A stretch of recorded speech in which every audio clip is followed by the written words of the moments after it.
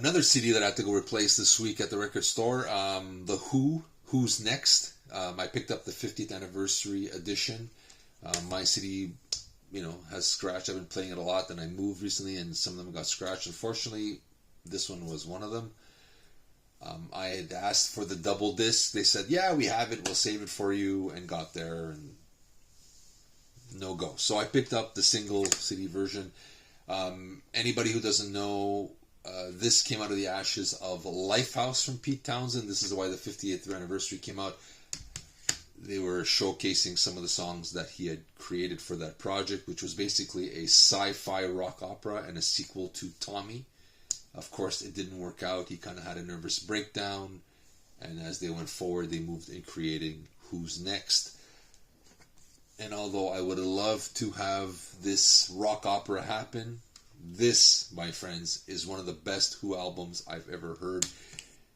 It's loud like Live at Leeds, but it's tender when it needs to be. The song is over, Behind Blue Eyes is just scathing and beautiful. And there's enough keyboards to add to the texture of the songs, but not make it sound not as rock.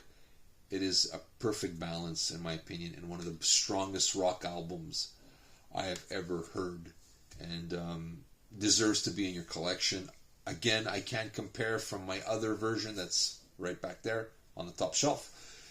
Like I said, it's scratched, so as I try to listen to both, it skips. So this does sound great.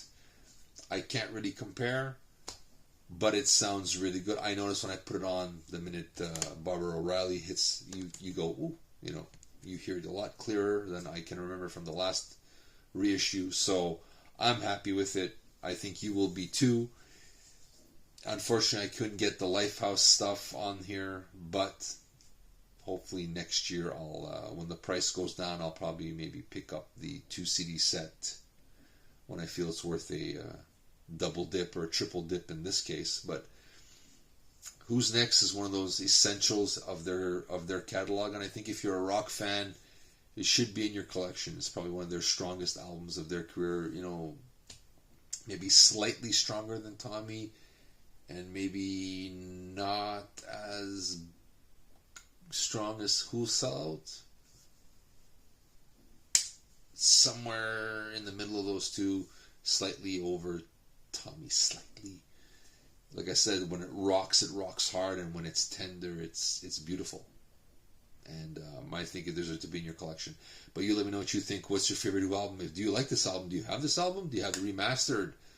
Let me know if you heard a difference. Like I said, mine got scratched, so I can't really compare them anymore. I'm just going by ear and by memory, and maybe, because I got it again because I haven't heard it in a year.